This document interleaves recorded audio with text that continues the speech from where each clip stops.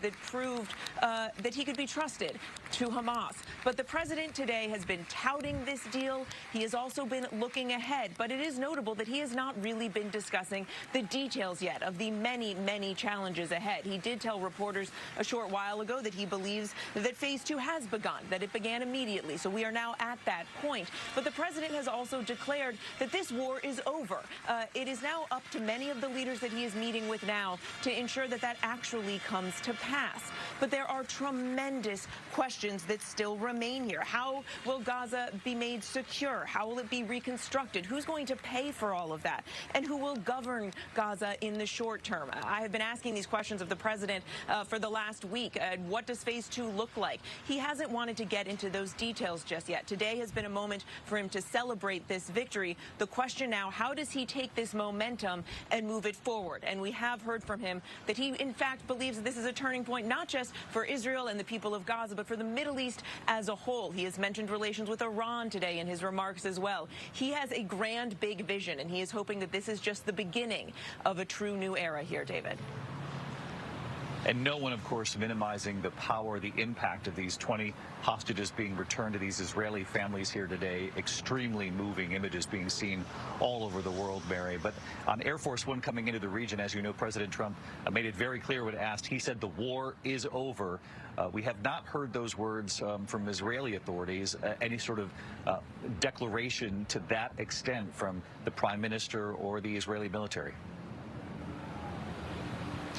We have not, and it is a very important distinction. The president has been blunt. He thinks this is going to hold and that the war is over. In fact, he was quite blunt about that. The war is over. The war is over. You understand that, is what he said to reporters when they pointed out that Netanyahu hasn't gone so far in declaring that. Hamas has welcomed that statement, and so there appears to be a bit of a disagreement. And certainly, while the president is using this breakthrough, this return of hostages, this tremendous ceasefire, to claim that the entire war has been solved, the reality is that there is a lot left to work out here. And while, interestingly, Netanyahu, of course, is not there tonight, he was invited by Egyptian President El-Sisi in a conversation that President Trump brokered himself earlier today. Netanyahu not attending, citing the Jewish holiday. So it is an interesting moment to have this conversation about the path forward without essentially the protagonists in this story, David. Yeah, we had some reporting, in fact, thank you, Mary, some reporting that inside the beast that Prime Minister Benjamin Netanyahu rode with President Trump after he arrived here in Israel to the Knesset, to the parliament where President Trump spoke, that it was during that drive that the president urged the head of Egypt, if you will, the leader of Egypt, President El-Sisi, as Mary just mentioned, to call and invite the Prime Minister Benjamin Netanyahu, which he then did. He at first said thank you for the invitation, accepting the invitation, but as Mary points out, declined making the trip because of the Jewish holiday. But there they are in the beast as they travel to the parliament here in Israel earlier today. I want to bring in our chief foreign correspondent, Ian Pannell. Ian, you and I both spent a lot of time in Hostage Square here in Tel Aviv. The crowd swelling yet again today. And of course, this was the pivotal day. For more than 2 years, you walk into that square, you see the yellow ribbons, you see the faces of the hostages, and you see that giant screen that had the clock essentially showing how many days, how many hours, how many minutes that these families waited for the return of their loved ones. Yeah, I mean, it's been an incredibly emotional day. I mean, to cap a very emotional 2 years. I mean, you know, when you talk to hostage families, they talk about being on this emotional roller coaster. Points at which their hopes are raised and then dashed again. Points at which they think their loved ones are going to be returned, only for that not to happen. And so, certainly for the families of those 20 hostages, not just for those families and supporters, but for so many Israelis, this was an absolutely key day. Partly closure. I mean, of course, there are problems ahead. There are things that are unresolved, not least the bodies of the deceased hostages, which you mentioned earlier. That has to be resolved. But this was like the first day being here where there was an air, a lightness in the air, where people were smiling. People dared believe that this actually was the end of the war, and we saw wave after wave of applause, of crying, of hugging, of singing. When President Trump spoke to the Knesset, it was broadcast live here. People were chanting the president's name, Steve Witkoff's name, Jared Kushner's name, even Marco Rubio's name, just to show how important the president has been, but also the warmth that is felt by so many Israelis towards President Trump, and you've seen those kind of banners yourself. But there are still outlying issues, as you've said. In terms of phase 2, the demilitarization of Gaza, Hamas handing over its weapons, demobilizing, the reality on the ground at the moment is it is Hamas that is back in charge there. The reconstruction, clearly enormous. But I think there's still a bigger question about resolving the Palestinian issue, and that has not been addressed as of yet. Our chief foreign correspondent, Ian Pannell, right there in Hostage Square. Ian describing, thank you, Ian, the lightness in the air that he hasn't seen for quite some time there in the square, and I can second that for sure. We were there in the last 24 hours, and you could walk through. There were so many people there on the eve of what was set to be this historic release of hostages. You could hear them singing Hallelujah. It was very quiet in that crowd. There was movement, there was support, but there was certainly a cautious optimism given just the length of the wait. More than 2 years for their loved ones to come home. Nobody wanted to get in the way of what could be a history-making moment. And then this morning, shortly after sunrise here in Israel, about 8 a.m., we began to see the earliest movements that this, in fact, was underway.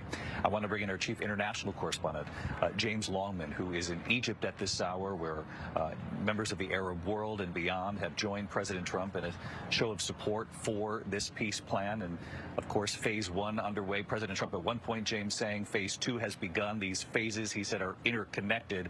But as you've heard Ian and our team, Mary, Martha Raddatz earlier in the day outline, there are significant challenges ahead with this 20-point plan.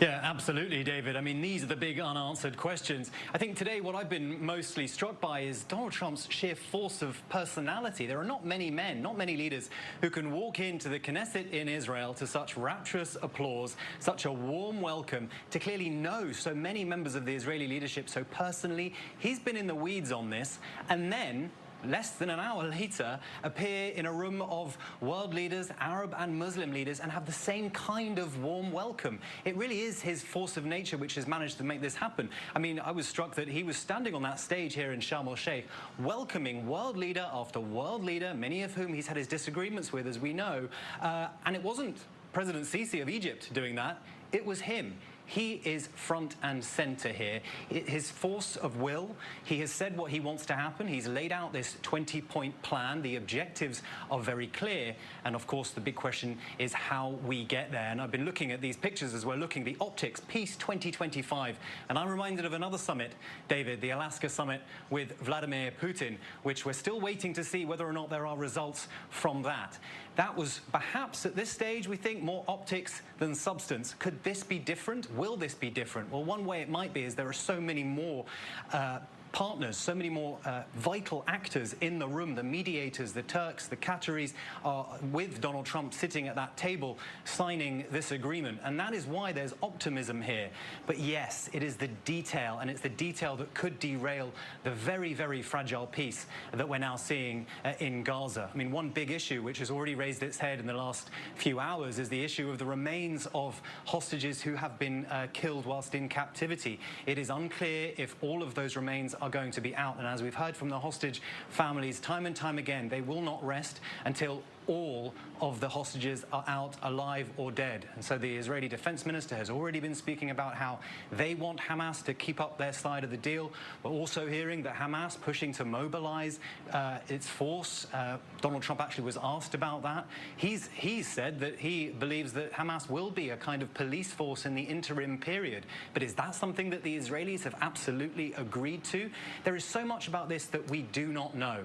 What we do know is that Hamas needs to demilitarize militarize in order for Israel to believe that this war is over. And that is very, very unclear at this stage. It's also unclear who is going to foot the bill for rebuilding Gaza, who is going to govern Gaza. Mahmoud Abbas, the Palestinian president of the Palestinian Authority, is on that stage, has been on that stage with President Trump today. I think the president was hoping that Mahmoud Abbas and Netanyahu would be with him together for that photo op.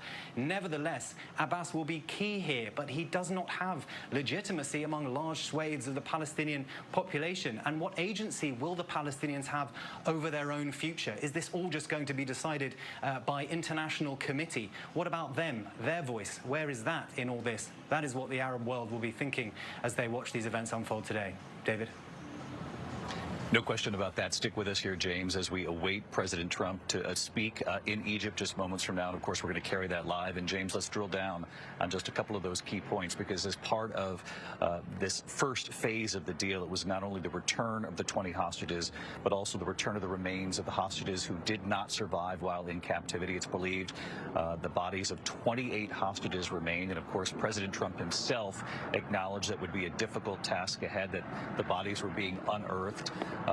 There is reporting today that up to 4 have been returned, and they must be identified first before those families will even learn if it is in fact their loved ones. But we've heard from the hostage families today. We've heard from the Israeli military saying already that they believe Hamas is not keeping up its part of the deal here, given the fact that so many families are still waiting for the remains of their loved ones.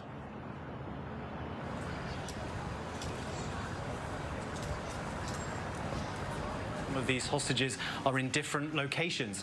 That is part of the reason why it might be difficult logistically for Hamas to get these remains back. Are they playing games, or is it just that they don't know, after the chaos of more than 2 years of war, how to get these remains back to Israel? And this is where the extremes on both sides might be able to take advantage of the uncertainty here. You may have groups inside Gaza who don't want this war to end, who start firing rockets into Israel. You may have a terror attack on the streets of Israel again by groups who do not want to see peace. You may see the extreme religious groups in Israel push for a return to war inside Gaza. We've already heard what they have to say about the future of a Palestinian state. They absolutely don't want that to happen, and they're pushing ahead with settlements. Where is the conversation over the occupation? Will that be part of the conversations that Donald Trump is willing to have with the Israelis, as well as with his partners here in the Middle East at this extraordinary summit today? So there are a lot of unanswered questions further down the line, but peace comes step by step. Today was step 1. What we're watching now, hopefully step 2, but there are many, many, many more. And the key here in any peace deal is to not allow the objective to be derailed by those long-term objectives. The key is to get one thing at a time. And Donald Trump seems to have understood that, and it's the force of his personality that has got all these very, very important players around the table to try to make sure that that's a reality. But a lot of these people, a lot of these world leaders are going to have to start making promises from today.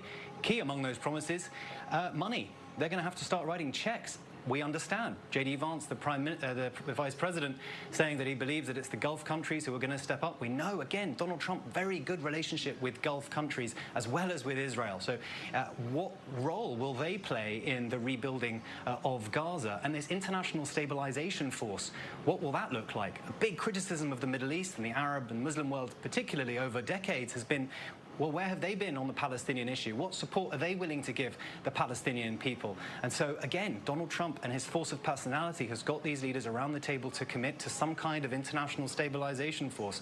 But we don't know what that looks like, and we don't know if the Israelis are going to allow that to be deployed inside Gaza. They've already balked at international oversight. We know the relationship with the United Nations, between Israel and the United Nations, is at its worst that it's possibly ever been. But again, Antonio Guterres, the Secretary General, he is one of the leaders in the room today of the United Nations. So we shall see what happens. There is a lot of optimism. These world leaders clearly want to be here because it's good optics for them. But the detail, that's yet to be understood, David. Many details left to be understood. James Longman, our chief international correspondent in Egypt for this. James, stay with us here as we continue our live coverage. We await President Trump, who will address not only the leaders in that room, but the world, and we'll be listening to his comments live here on ABC. I want to bring back in Mary Bruce, our chief White House correspondent. And Mary, you heard James talking about the very difficult questions that lie ahead. Obviously, getting the 20 hostages home, that's phase one, and it is significant. Just getting to this point, a lot of credit being given to President Trump, not only around the world, but particularly here in Israel. Mary, you've seen it yourself.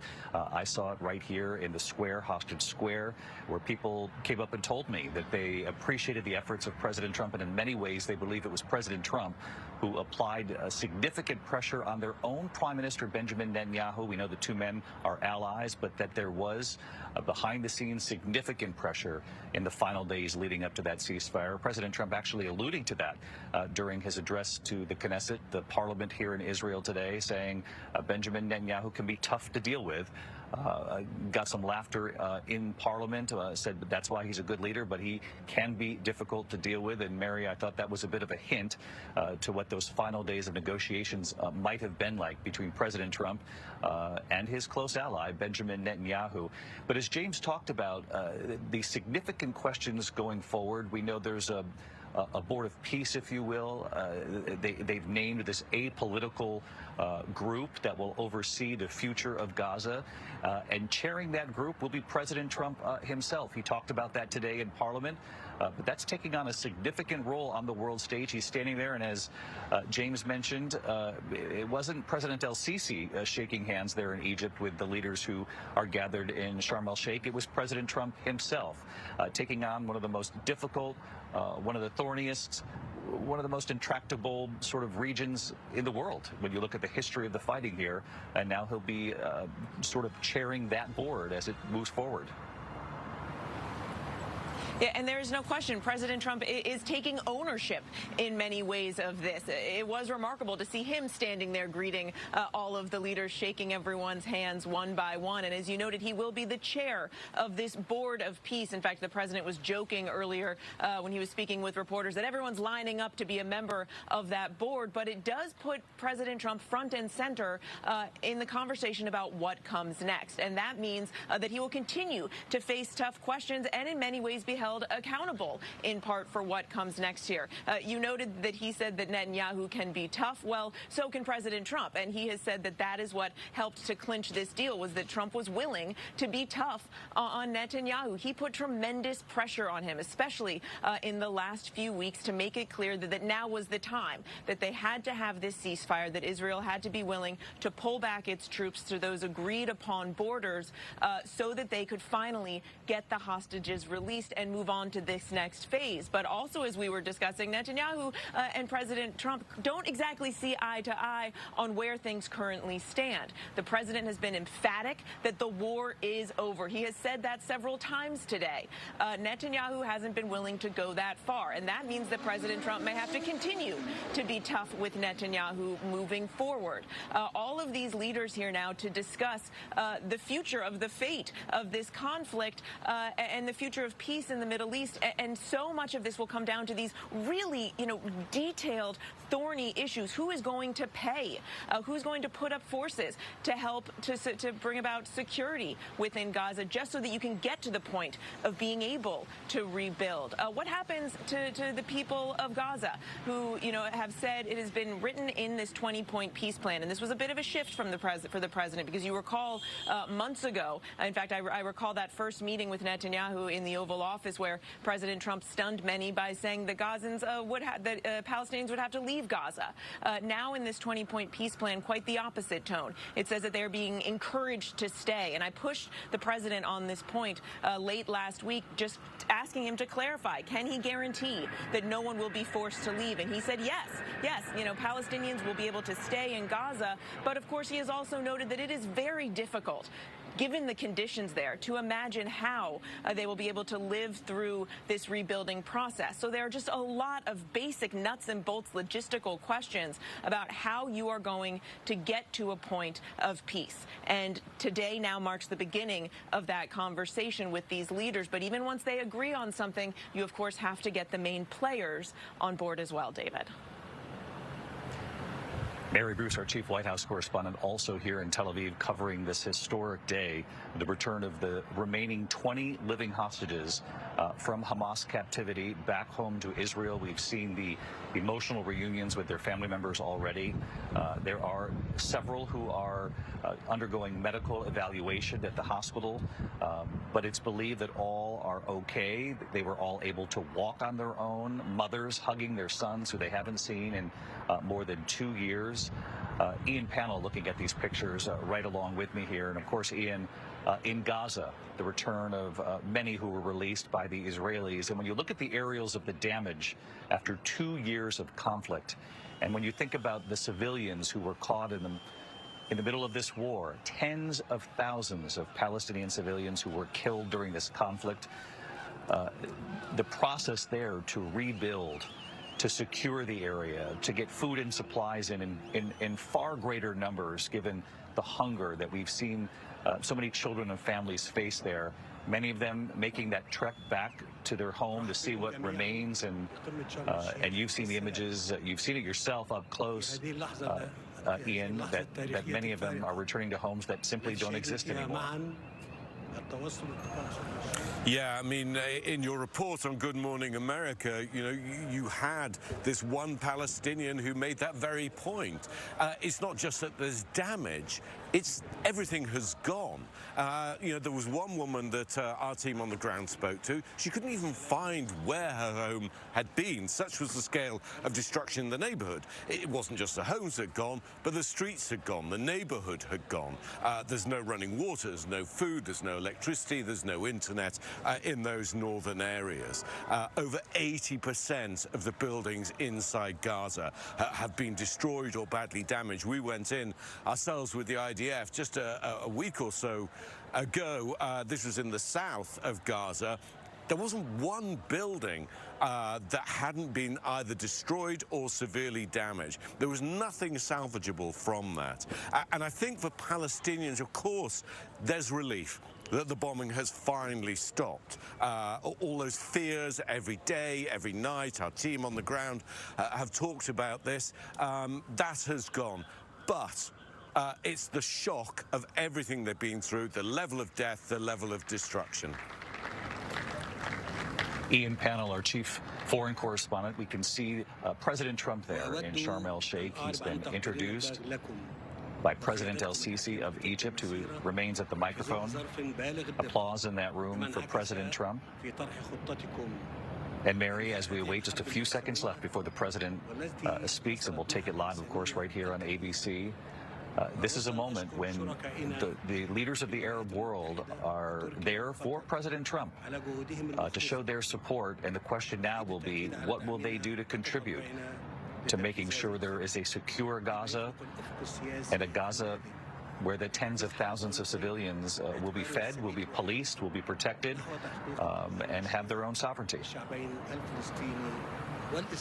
David, the president is looking for their buy-in, and then he has to make sure that they keep their word. Those are two very daunting tasks. And so I think in this speech, the president is likely to tout this amazing accomplishment, to praise everyone in the room for coming together to help make this happen, and then urge them to keep this momentum going. We do have a few excerpts of the speech, and he will say all the momentum now is toward a great, glorious, and lasting peace. But he needs the help of all of these leaders to make sure that that actually comes to fruition. And that is a very tall task, David. Mary, we heard the president just moments ago talking about the media, which we know he often does. He is a student of the media, watches the reporting very closely, seems somewhat surprised himself at the coverage of this historic moment. The return of the 20 hostages, said the media by and large covered it with, you know, he appreciated the favorable coverage. And of course, the tougher questions come after the return of these hostages. And as I was saying earlier, there is no one witnessing what we've seen today diminishing the power of what finally played out for the families who waited for more than 2 years. But President Trump likely knows himself what comes next will be equally as difficult here. He does. He is well aware of that. He certainly is taking a victory lap today. He certainly has been relishing all of the praise, but the praise is much deserved. He played a very pivotal role here, an incredibly pivotal role in getting this deal across the finish line in a way that, as he notes, his predecessor was unable to do. But all of the circumstances coming together, the work of his negotiators, Steve Witkoff, his Middle East envoy, his son-in-law, Jared Kushner, using his real estate know-how, his connections in the region to get this deal together. But even Jared Kushner has reflected on how this is similar to a real estate deal in the sense that you get to yes and then you work out the details. They have gotten to yes, they have gotten the ceasefire, they have now the hostages finally home on this momentous day. Now you have to get down to doing the real work of working through what comes next and how you make sure that this lasts and coming up with some long-term solution. So the president, yes, he has been, I think, quite pleased to see all of the coverage praising his role in this. He certainly seems to relish the reception he received here in Israel earlier today, the lengthy standing ovations, the repeated standing ovation, the heaping praise from the Israeli leaders, the calls for him to perhaps receive the Nobel Peace Prize next year. So yes, this is a huge moment for this president, for the U.S., but now what comes next, David? You mentioned, Mary, Steve Witkoff, the envoy, President Trump's envoy, and his son-in-law, Jared Kushner. Neither describe themselves necessarily as diplomats, though they will be defined that way given the history-making roles they had leading up to this moment. And both Steve Witkoff and Jared Kushner have indicated that they're in this through the rest of these phases, that this wasn't an effort on their part to get us to the hostages coming home and then they would walk away from this. The two of them are signaling already that they will continue the very difficult work that comes now. Yeah, and that was a real question. How much involvement would they have? What would that look like? Steve Witkoff telling reporters a short while ago that he's already begun working on implementation. He's focused on that next phase. How involved Jared Kushner will be may still be a bit of an X factor, but it is a remarkable story for the history books how these two real estate developers, not career diplomats, somehow managed to negotiate this deal. They have spent the last several days actually in Egypt hammering this out. Jared Kushner has been blunt in saying it was not easy. He said there were moments where it was really chaotic. He's joked that Steve Witkoff used a lot of four-letter words, but that they were able to get this over the finish line. And a lot of it comes down to the way they do business. Jared Kushner, of course, has deep ties to the region. He knows many of these leaders, both through his own personal business, but also, of course, through his work during his father-in-law's first term. He helps to negotiate with much success, something that the president mentioned he hopes to continue to build upon earlier in his remarks today. So it is truly a very classic Trump tale. He doesn't necessarily turn to those with career diplomats, those with this kind of experience. He thinks outside the box. He touts himself and takes pride in the fact that he does that. It is why President Trump often refers to himself as the deal maker in chief, and that is a moniker that he certainly has earned here in getting to this first phase, David. In addition to the significant praise for President Trump here on the ground, Mary, thank you. Stick with us here. And for Steve Witkoff, Jared Kushner in Hostage Square when they appeared here over the weekend, to huge cheers. And in fact, when they tried to share some of the credit with Prime Minister Benjamin Netanyahu, there were boos, audible boos you could hear in Hostage Square here. They wanted to make sure that the credit, the people who had gathered here in the square at least, was felt by the Americans who applied pressure on their prime minister. Just a few more moments I'm expecting here from President El-Sisi before we hear from President Trump. But Ian Pannell, who's also with us here, our chief foreign correspondent. And Ian, when you look at these images today of the hostages reuniting with their families, in so many cases, sons hugging their mothers again, it's hard to overstate the role many of those moms themselves played in applying pressure, never giving up, 2 years straight, day after day. You're looking at the images right now up on the screen, the role that these mothers, these parents, these families played in trying to apply pressure on their government and on world leaders to bring these hostages home.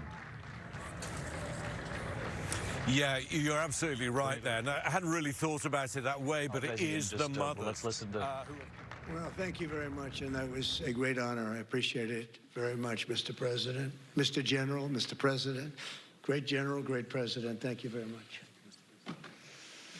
This is the day that people across the region and around the world have been working, striving, hoping, and praying for. They have done things over the last month that I think were really unthinkable. Nobody thought this could happen. With the historic agreement we've just signed, those prayers of millions have finally been answered. As you know, the hostages have been returned, and further work goes on having to do with the, sadly to say, bodies.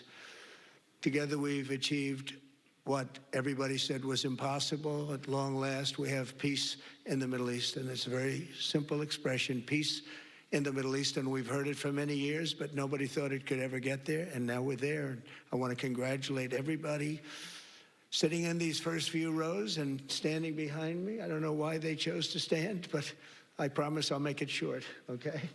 We are not going to keep you standing for long. These are great leaders. After years of suffering and bloodshed, the war in Gaza is over. Humanitarian aid is now pouring in, including hundreds of truckloads of food, medical equipment, and other supplies, much of it paid for by people in this room.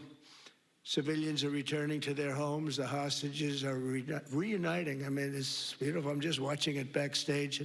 The level of love and sorrow, I've never seen anything like it. It's amazing when you see they haven't seen their mother, their father. They haven't seen them in such a long time, and they lived in a tunnel, a very little tunnel, very deep. And the level of love is just incredible. It's a beautiful thing to see. In one sense, it's so horrible that it could have taken place, but in another sense, it's so beautiful to see. A new and beautiful day is rising, and now the rebuilding begins. The rebuilding is maybe going to be the easiest part. I think we've done a lot of the hardest part, because the rest comes together. We all know how to rebuild, and we know how to build better than anybody in the world. I want to express my tremendous gratitude to the Arab and Muslim nations who helped make this incredible breakthrough possible, and you really did. To President El-Sisi of Egypt, who is so generously hosting us today. And I want to thank you for the outstanding job your country is doing in so many different ways, and for helping us so much with this peace agreement.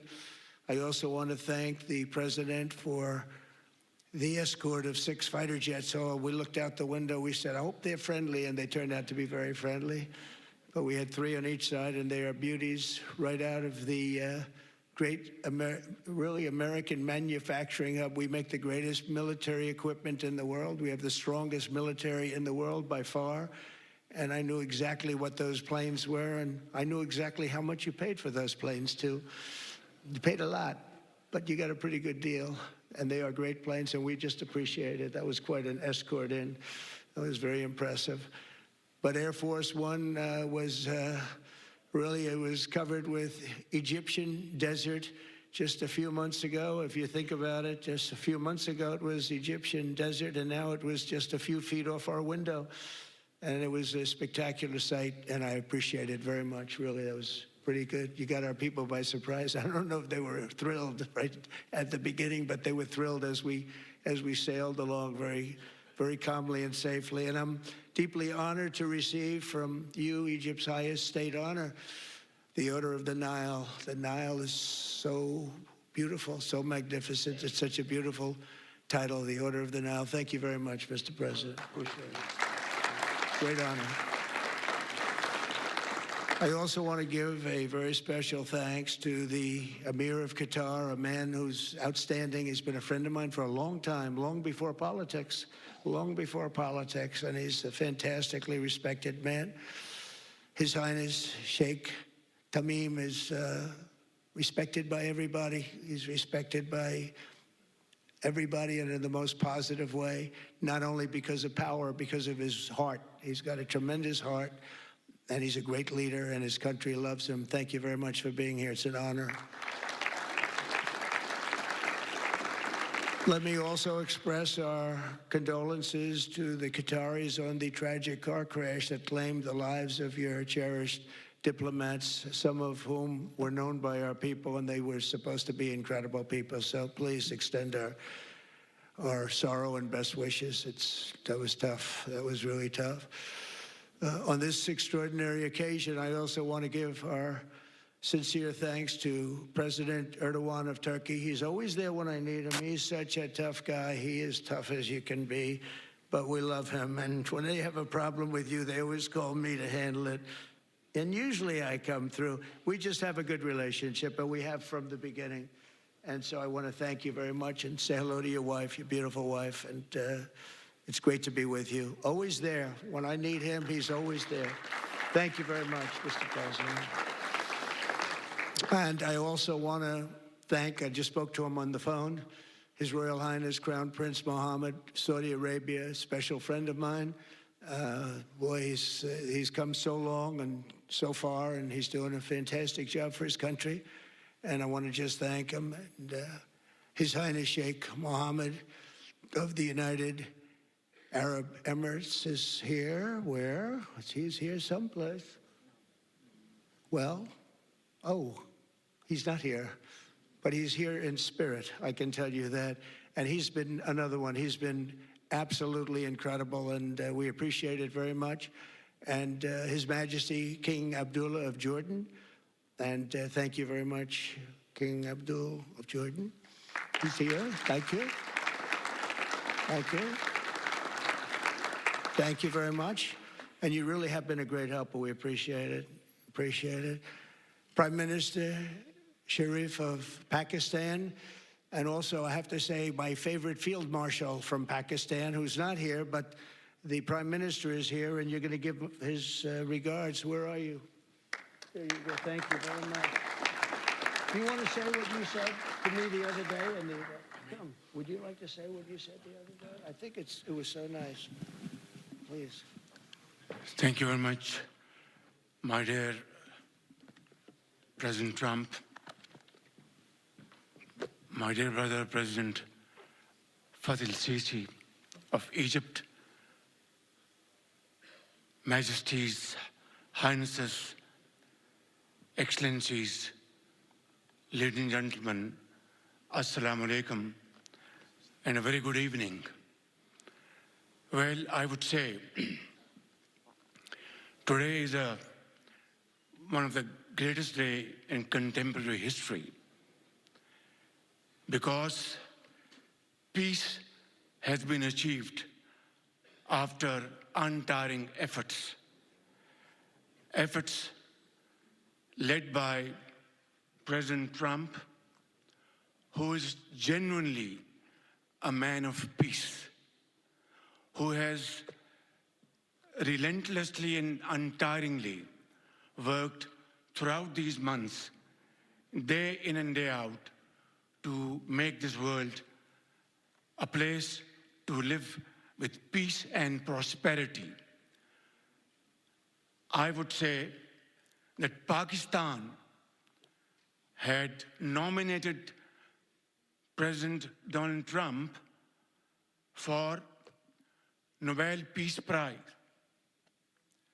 for his outstanding, extraordinary contributions to first stop war between India and Pakistan, and then achieve ceasefire along with his very wonderful team.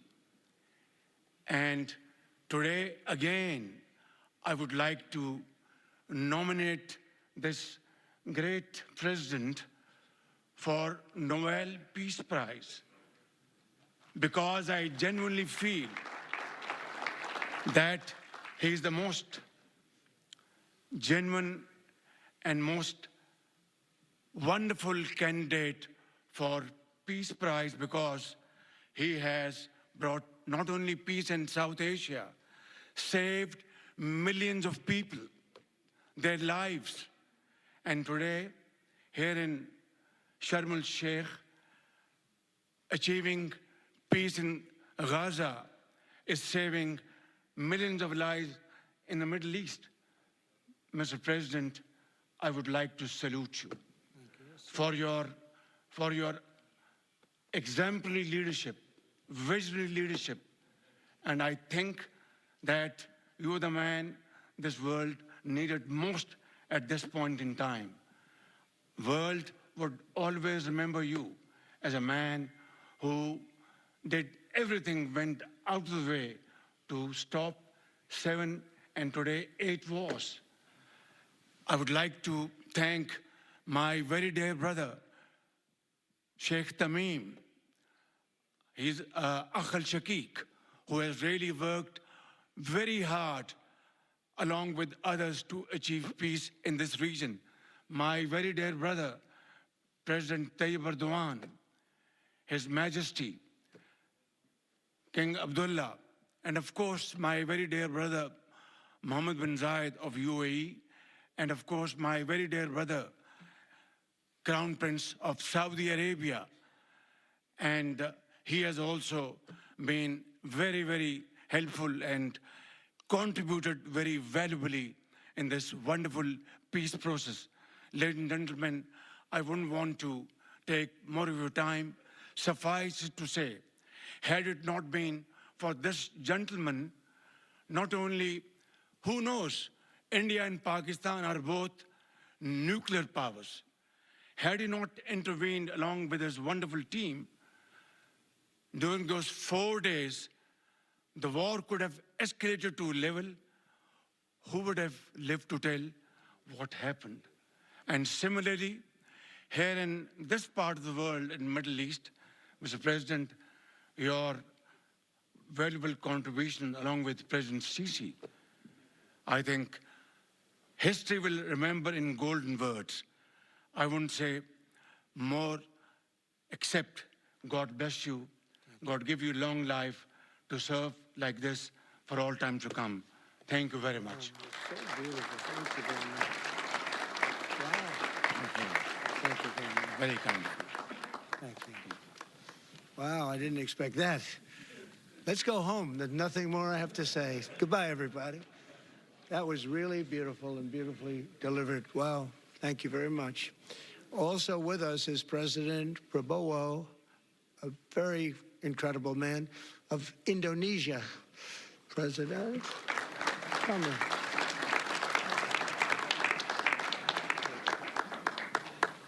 Great job. President Abbas of the Palestinian Authority. See, we have them all. We have them all. Great, great. It's good to have you. And so many others. I have a list here. This first 3 rows and what's standing behind me, I don't know why they chose to stand, but that's there. They're going to be very famous tomorrow, all of them. We have the Arab League is represented by His Excellency, and thank you very much for being here. Thank you very much. We have Armenia, and Azerbaijan. That's a little war that we stopped. That's a little war. There they are. Look at them. They're sitting. When I met with them, it was in the Oval Office. They fought for like 31 years or some crazy number. And they had one sitting on that side of the Oval Office, one sitting. By the time we finished in 1 hour, they were both hugging each other. And now they're friends and they're getting along great. Look at it. So I want to thank you both. That's incredible. Really incredible. So you have Armenia and you have Bahrain, you have Canada. It's so great to have, in fact, the president called and he wanted to know if it's worthwhile. He knew exactly what it was. He knew the importance. Where's Canada, by the way? Where are you? Where are you? He knew the importance of this. He said, I want to be there. So many people have done that. They called. I mean, they heard about it. And these are not people that can do that very easily. They have pretty big schedules, to put it mildly. The most powerful people. And I appreciate you being here very much, Mr. President. Fantastic. Fantastic. And Cyprus, Egypt, the European Union, it's a lot of countries. France, thank you very much, Emmanuel. I would imagine Emmanuel standing someplace behind me. Where is he? I can't believe it. You're taking a low-key approach today. He's my friend. That's great. Good job. Thank you very much, Emmanuel. Germany, the new Chancellor of Germany he's easy to spot because he's very tall. and he's very smart, and he's doing a fantastic job for his country. Appreciate it very much, and congratulations, a big election. That was a big one. That was going to change things. Greece, we have Greece. We have Hungary. Oh, Victor, where is Victor? Victor. We love Victor. Victor, I call him. You know, I put the little accent on it. You are fantastic, all right? I know a lot of people don't agree with me, but I'm the only one that matters. You are fantastic. He's a great leader. I endorsed him the last election he had, and he won by 28 points. So you're going to do even better this time. You have another election, and you're going to do great, and we appreciate it, and we're behind you 100%. That's Hungary. India is a great country with a very good friend of mine at the top, and he's just done a fantastic job. And I think that Pakistan and India are going to live very nicely together, right? That's not a very, they are. And they're two great, I'd say, leaders, great leaders as far as I'm concerned. Indonesia, we covered, and I just want to say that that's a big country, a powerful country. It does unbelievably well, and it's great to have you. Iraq, we have Iraq with lots of oil. They have so much oil, they don't know what to do with it. That's a big problem when you have so much. As you can hear President Trump in Sharm el-Sheikh, Egypt, thanking the list of countries, the leaders who've gathered from across the Arab world and beyond. You can see Britain's Prime Minister standing behind the President there as well, Italy's Prime Minister as well.